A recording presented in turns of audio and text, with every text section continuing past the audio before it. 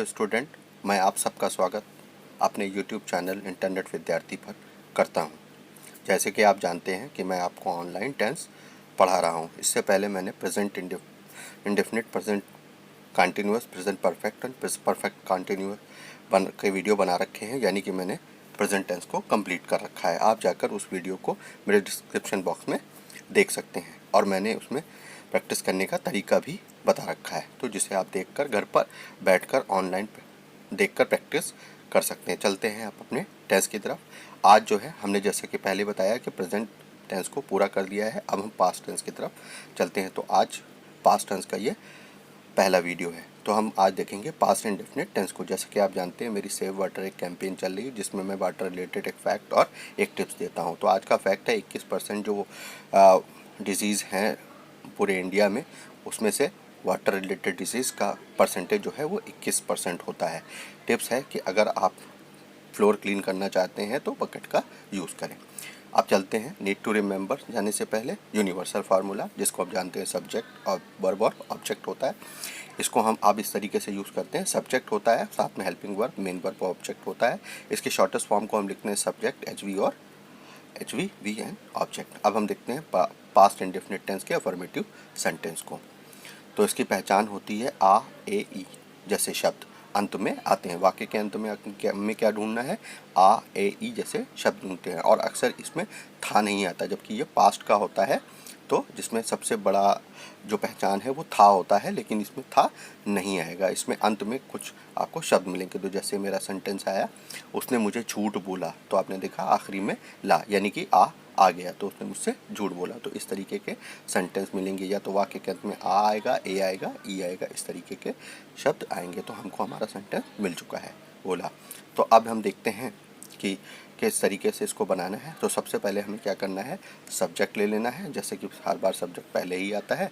उसके बाद वर्ब की सेकेंड फॉर्म लगानी है। तो प्रेजेंट इंडेफिनिट टेंस का अफर्मेटिव सेंटेंस ही एक ऐसा सेंटेंस होता है जिसके अंदर वर्ब की सेकेंड फॉर्म आती है। जैसे गो, वेंट, गॉन, तो यहाँ पे वेंट आएगा, यानी कि बीच वाली फॉर्म आएगी, जिसको हम सेकेंड फॉर्म बोलते हैं। उसके बाद ऑब्जेक्ट और ETC लगा देना है, ये बात याद रखनी है। अब देखते हैं हमारा सेंटेंस मिलता है ही टोल्ड मी आ लाई। अब हम इसको अपने फार्मूले से जोड़ते हैं। तो सब्जेक्ट हो गया ही, वर्ब की सेकेंड फॉर्म टेल, टोल्ड होती है, तो हम देख सकते हैं हमने लगाया टोल्ड, फिर हमने ऑब्जेक्ट लगाया मी, उसके बाद हमने लगाया ETC आ लाई, तो उसने मुझसे झूठ बोला। तो इस तरीके से हमको प्रेजेंट इंडेफिनिट के अफर्मेटिव सेंटेंस को बनाना है। वैसे तो ये बहुत आसान सा होता है, बस इसमें ये ध्यान रखने योग्य बात सेकंड फॉर्म ही है।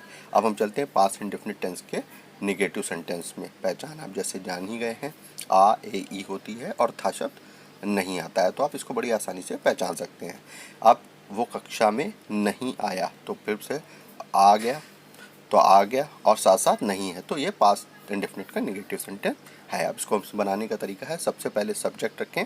अब हमें एक हेल्पिंग वर्ब मिल गई है जिसका हम प्रयोग बार बार करेंगे, जो कि है डिड। तो हमें डिड लगाना है, उसके साथ हमको नॉट लगाना है। ध्यान से देख लीजिए, डिड लगाना है, फिर नॉट लगाना है, उसके बाद वर्ब की फर्स्ट फॉर्म लगाना है। अब आपको याद रखना है सेकेंड फॉर्म नहीं लगानी, वर्ब की फर्स्ट फॉर्म लगानी है, ऑब्जेक्ट लगाना है और ETC लगा देना है।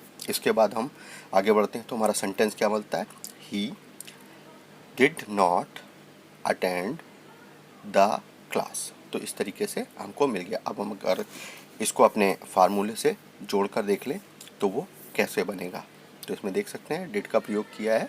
अब हमारा सब्जेक्ट ही हो गया, उसके बाद हमने डिड लगा दिया, डिड के बाद नॉट लगाया, नॉट के बाद वर्ब की फर्स्ट फॉर्म अटेंड लगाई, फिर ऑब्जेक्ट द क्लास लगाया। तो इस तरीके से हमारा सेंटेंस बन के आया, he did not attend the class. अब आगे चलते हैं पास्ट इंडेफिनिट टेंस के इंट्रोगेटिव सेंटेंस पे। तो इंट्रोगेटिव सेंटेंस में देखते हैं हम आ, ए, ई होता है, अक्सर वाक्य के अंत में था नहीं आता है। मुझे लगता है आपको ये बात याद हो गई होगी।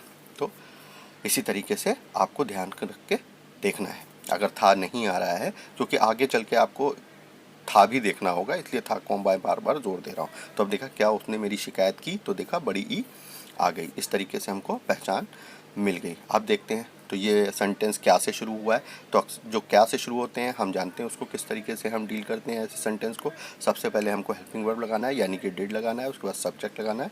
यहाँ पे ध्यान देने योग्य बात है, वर्ब की फर्स्ट फॉर्म लगानी है, उसके बाद ऑब्जेक्ट लगाना है और ETC लगा देना है। तो अब हम अगर इस सेंटेंस को बनाना चाहें तो कैसे बनाएंगे देख सकते हैं। डिड सबसे पहले आ जाएगा, फिर उसने यानी कि ही लगाना है, फिर डिड ही, फिर सेकंड वर्ब की फर्स्ट फॉर्म लगानी है, क्या होती है कंप्लेन, फिर एंड उसके बाद हमको क्या लगाना है ऑब्जेक्ट मी। तो did he again complain against me, इस तरीके से हो जाएगा। तो did he complain against me, ये हमारा सेंटेंस बन जाएगा।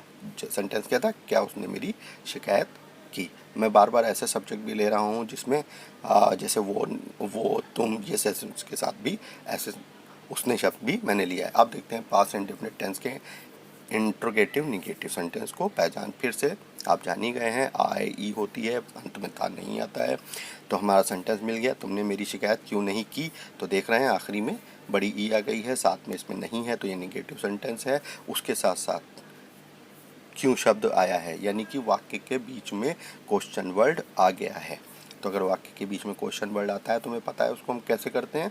सबसे पहले क्वेश्चन वर्ड को रख देते हैं, उसके बाद हम उसकी हेल्पिंग वर्ब को रख देते हैं। तो क्वेश्चन वर्ड के साथ हमको क्या लगाना है, हेल्पिंग वर्ब लगाना है। तो हम देख सकते हैं हमारा हेल्पिंग वर्ब डिड है, उसके बाद हम सब्जेक्ट लगाते हैं, नॉट लगाते हैं, वर्ब की फर्स्ट फॉर्म, ऑब्जेक्ट और ETC लगा के सेंटेंस को बना देते हैं। तो हमारा सेंटेंस क्या हुआ, why did you not complain against me, ये हमारा ऑब्जेक्ट बन गया। तो हमारा सेंटेंस आ गया, why did you not complain against me, तुमने मेरी शिकायत क्यों नहीं की।